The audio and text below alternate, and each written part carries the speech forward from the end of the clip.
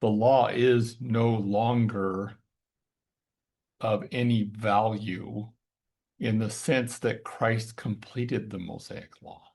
The Mosaic law is not going to be brought back in for a short period of time so Israel can be dealt with.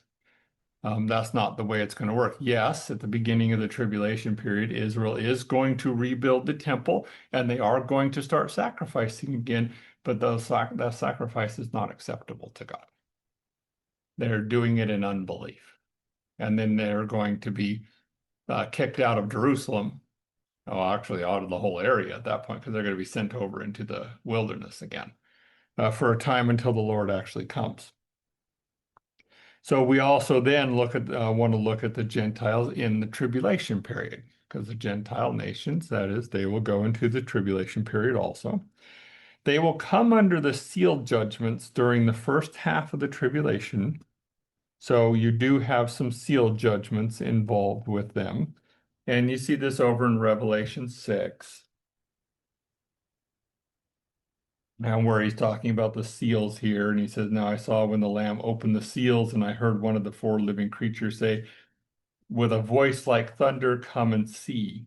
And then he begins to talk about these horses that are coming, and look, behold, the white horse, and the one who sat upon it had a bow and a crown. Not really actually a crown. This is actually a Stephanos. This is not a crown of ruling. This is a crown of being victorious, is what it is.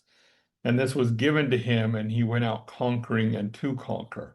And of course, he only has a bow, which is interesting as we are going through the book of Revelation, and that is a good place to reference this. That indication there without an arrow has some significance because we're going to see at the beginning of the tribulation period what is going to happen in which he's going to conquer. He's going to come in peace. Okay. So he is going to have some military might behind him, but he's going to come in peace. He's going to sign a 7-year peace covenant with Israel. And when he signs that 7-year peace covenant, it is of the type of peace where Israel will take down her walls. Right now, Israel is a walled city. So that's going to be pretty significant.